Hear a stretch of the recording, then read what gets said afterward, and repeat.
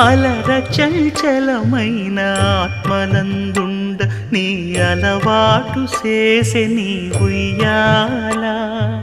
అలర చంచలమైన ఆత్మలందుండని అలవాటు చేసే నీ ఉయ్యాల పలుమారు ఉచ్ఛ్వాస పవనమందుండ నీ భావంబు తెలిపే నీ ఉయ్యాల పలుమారు ఉచ్ఛ్వాస పవనమందుండని నీ భావంబు తెలిపే నీ ఉయ్యాల